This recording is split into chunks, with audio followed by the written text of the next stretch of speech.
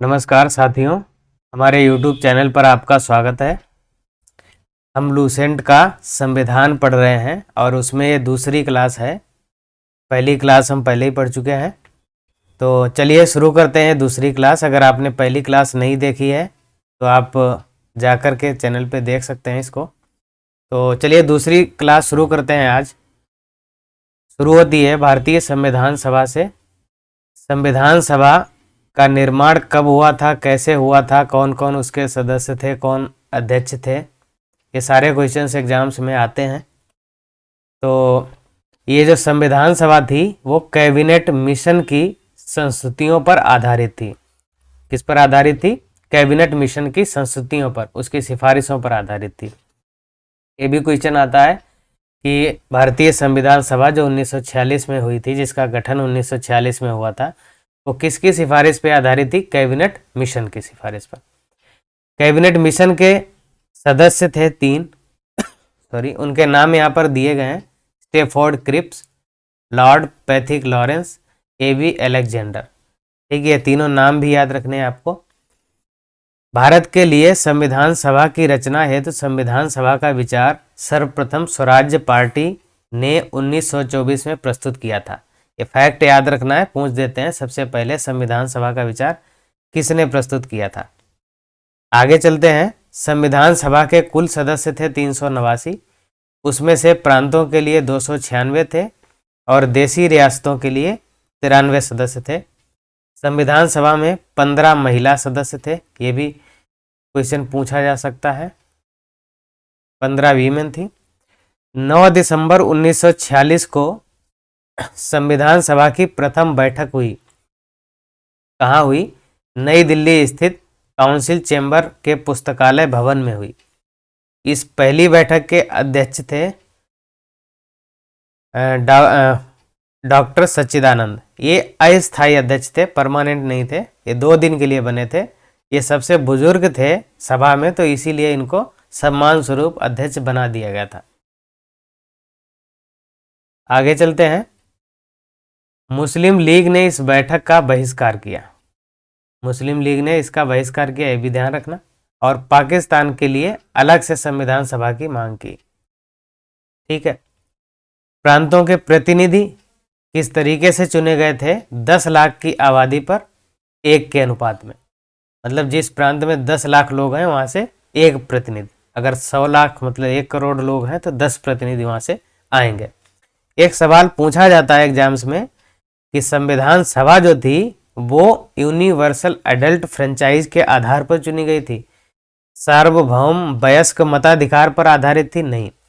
उसके प्रतिनिधि डायरेक्ट जनता द्वारा नहीं चुने गए थे, बल्कि उस रियासत के जो प्रमुख होते थे वो प्रमुख अपनी रियासत से लोगों को भेजते थे संविधान सभा में, तो सीधे जनता द्वारा चुने नहीं होते थे। ये बात ध्यान रखना। संविधान सभा में कुछ समितियां बनी थी और उनके हर समिति के कोई ना कोई अध्यक्ष थे। तो अब देखते हैं हम कौन कौन सी समितियां थी, उनके अध्यक्ष कौन थे। प्रारूप समिति के अध्यक्ष थे डॉक्टर BR अम्बेडकर। संघ संविधान समिति के अध्यक्ष थे जवाहरलाल नेहरू। इसको आप ऐसे याद रख सकते हैं, संघ। संघ का मतलब होता है भारत, और पहले प्रधानमंत्री जवाहरलाल नेहरू ही थे, तो इसके अध्यक्ष भी वही थे। प्रांतीय संविधान समिति के अध्यक्ष थे वल्लभ भाई पटेल। आपको पता ही होगा, जो रियासतें थी हमारे देश में बहुत सारी, उनको एक करने में, उन प्रांतों को एक करने में वल्लभ भाई पटेल जी की भूमिका बहुत अहम थी, तो इसीलिए प्रांतीय संविधान समिति के अध्यक्ष यही थे। कार्य संचालन समिति के अध्यक्ष थे डॉक्टर राजेंद्र प्रसाद, यही हमारे पहले राष्ट्रपति भी हुए। मूल अधिकार एवं अल्पसंख्यक समिति के अध्यक्ष थे वल्लभ भाई पटेल, इसके भी अध्यक्ष थे। और झंडा समिति के अध्यक्ष थे JB कृपलानी। और इस वाले पॉइंट से एक पॉइंट और रिलेट कर सकते हो। 1931 में कांग्रेस का कराची अधिवेशन हुआ था, उसके अध्यक्ष थे पटेल। और उस अधिवेशन की एक खास बात थी कि उसमें मूल अधिकारों का प्रस्ताव पारित किया गया था। 14 मूल अधिकारों का प्रस्ताव पारित किया गया था कांग्रेस द्वारा, कि हमारे भारत की जनता के इतने इतने मूल अधिकार होंगे, अंग्रेजों से मांग रखी गई थी।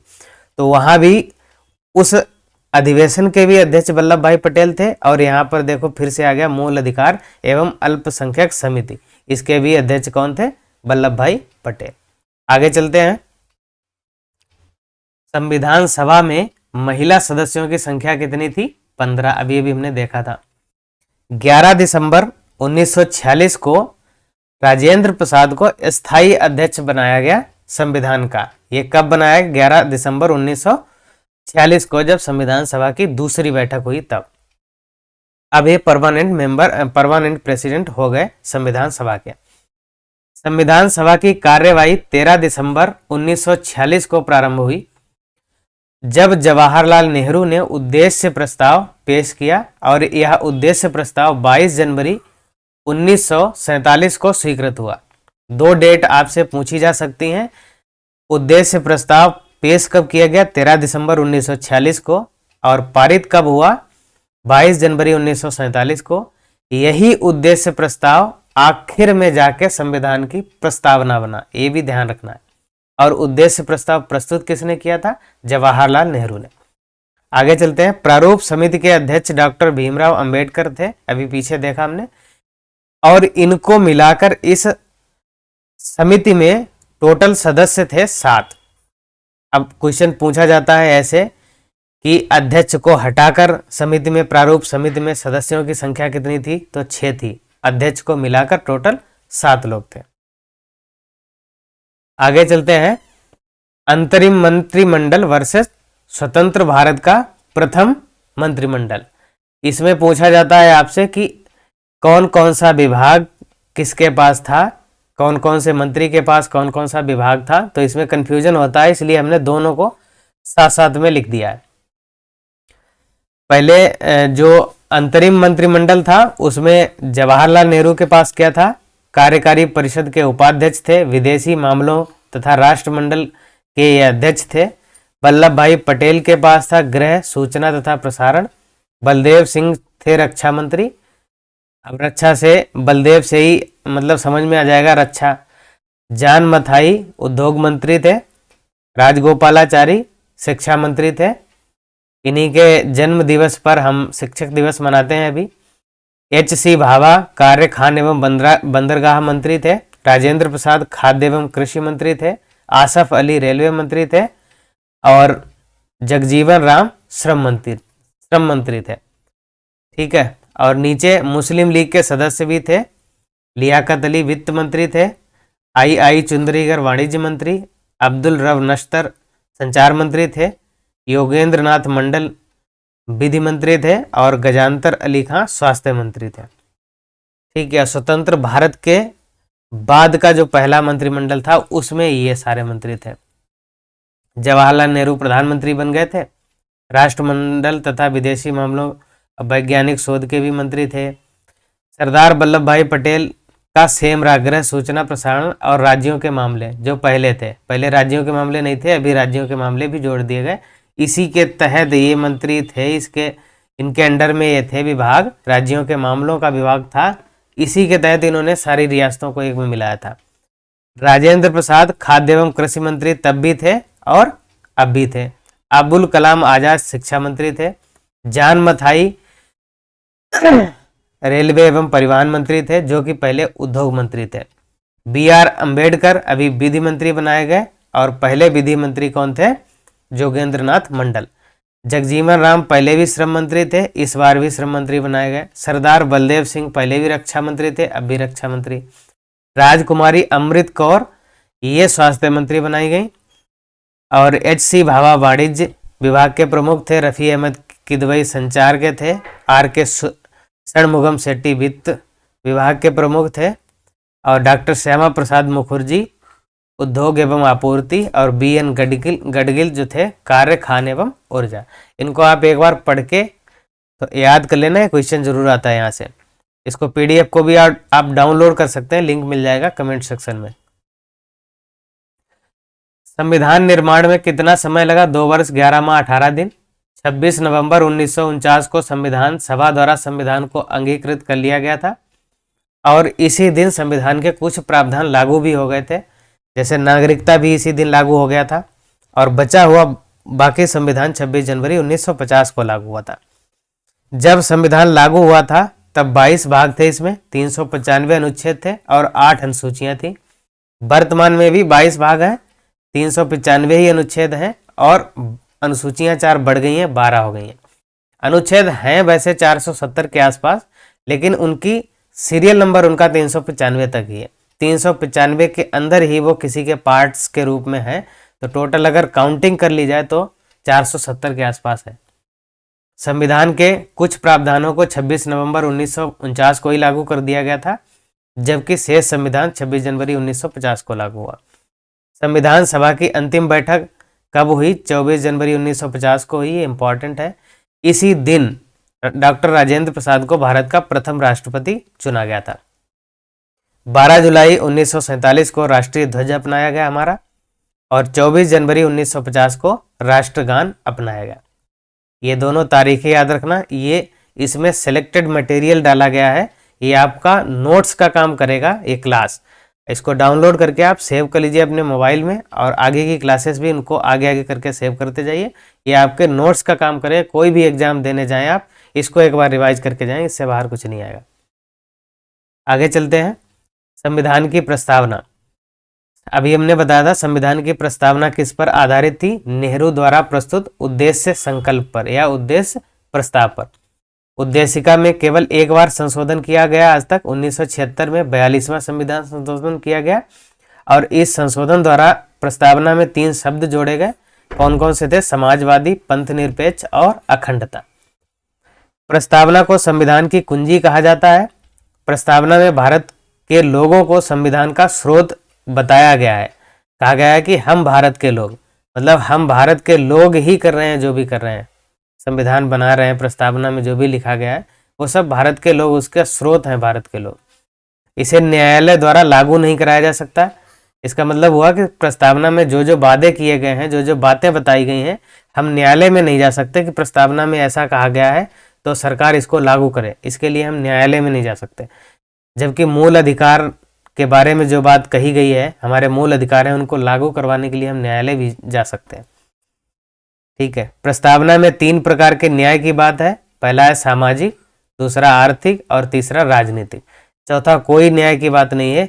प्रस्तावना में 3 ही प्रकार के न्याय की बात है, और 2 प्रकार की समानता की बात है, प्रतिष्ठा की समानता और अवसर की समानता। अगर कोई कहे कि भाई आर्थिक समानता की बात है प्रस्तावना में, तो गलत हो जाएगा। केवल 2 ही समानताएं दी गई हैं प्रस्तावना में, प्रतिष्ठा की समानता और अवसर की।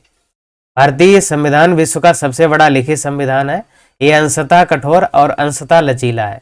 कठोर का मतलब होता है एक ऐसा संविधान जिसमें संशोधन करना बहुत मुश्किल हो, जैसे अमेरिका का संविधान। और लचीला संविधान एक ऐसा संविधान जिसमें बड़ी आसानी से संशोधन हो जाए, जैसे ग्रेट ब्रिटेन का, इंग्लैंड का संविधान। तो हमारा संविधान ऐसा है, हमारे संविधान के कुछ प्रावधान ऐसे हैं जिनको संशोधन करने के लिए बहुत मुश्किल होती है, राज्यों की भी सहमति लेनी पड़ती है, लेकिन कुछ प्रावधान हैं जिनको संसद अकेले संशोधित कर सकती है। तो अंशतः कठोर है और अंशतः लचीला। आगे चलते हैं। भारतीय संविधान के विदेशी स्रोत क्या क्या हैं, कौन कौन सी चीज़ें कहाँ कहाँ से ली गई हैं, इसमें बताया गया है। संयुक्त राज्य अमेरिका से क्या क्या लिया गया है? एक तो मौलिक अधिकार, जितना अंडरलाइन कर रहे हैं उतना ही याद कर लेना, बस सफिशिएंट है। संविधान की सर्वोच्चता, न्यायपालिका की स्वतंत्रता अमेरिका से ली गई है। निर्वाचित राष्ट्रपति भी अमेरिका से ही लिया गया है, और उस पर महाभियोग, उच्च न्यायालय के न्यायाधीशों को हटाने की विधि, ये भी अमेरिका से ही ली गई है। ब्रिटेन से क्या लिया गया? संसदात्मक शासन प्रणाली, एकल नागरिकता और विधि निर्माण की प्रक्रिया, ये तीनों चीजें ब्रिटेन से ली गई हैं।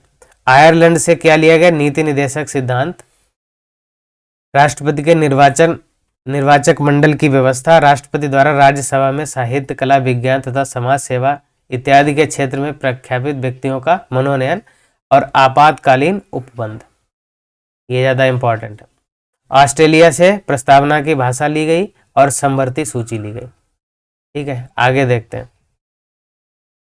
जर्मनी से आपातकाल के दौरान प्रवर्तन के दौरान राष्ट्रपति को मौलिक अधिकार संबंधी शक्तियां, राष्ट्रपति को शक्तियां प्राप्त हो जाती हैं कि हमारे मौलिक अधिकार को निलंबित कर सकते हैं, उनका क्रियान्वयन निलंबित कर सकते हैं राष्ट्रपति। तो ये चीज ली गई है जर्मनी से। और पीछे वाले फैक्ट से कंफ्यूज नहीं होना, पीछे क्या है, आपातकालीन उपबंध जो है वो आयरलैंड से लिए गए, और आपातकाल के टाइम पे जो राष्ट्रपति की शक्तियां हो जाती हैं मौलिक अधिकारों के संबंध में, वो चीज ली गई है जर्मनी से। इसमें कंफ्यूजन क्रिएट नहीं करना। कनाडा से संघात्मक व्यवस्था ली गई है और अपशिष्ट शक्तियां केंद्र के पास निहित होंगी, ये दो चीजें कनाडा से ली गई हैं। दक्षिण अफ्रीका से एक चीज ली गई, संविधान संशोधन की प्रक्रिया और मौलिक कर्तव्य रूस से। जापान से ली गई है विधि द्वारा स्थापित प्रक्रिया। अब नीचे नोट इंपॉर्टेंट है, इसको देखना ध्यान से। भारतीय संविधान के अनेक देशी और विदेशी स्रोत हैं, लेकिन भारतीय संविधान पर सबसे अधिक प्रभाव भारतीय शासन अधिनियम 1935 का है। ठीक है, भारतीय संविधान के 395 अनुच्छेदों में से लगभग 250 अनुच्छेद ऐसे हैं जो 1935 ईस्वी के अधिनियम से या तो शब्दशः लिए गए हैं या फिर उनमें थोड़ा बहुत परिवर्तन करके। अगर सवाल आता है एग्जाम में कि संविधान का ज़्यादा हिस्सा कहाँ से लिया गया है, तो मैक्सिमम हिस्सा लिया गया है भारतीय शासन अधिनियम 1935 से।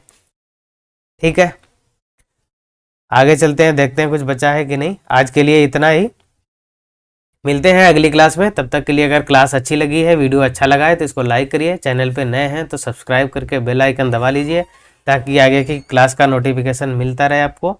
और इस सीरीज में हम पूरी लूसेंट इसी तरीके से पढ़ेंगे, आपको सारी PDF मिल जाएंगी। और ये पूरी सीरीज पढ़ने के बाद में आपको किसी भी एग्जाम के लिए GS अलग से पढ़ने की बिल्कुल भी ज़रूरत नहीं होगी। आप इसी को जब भी एग्जाम हो रिवीजन कर लें इसका एक बार बस। चलिए मिलते हैं अगली क्लास में। Thank you.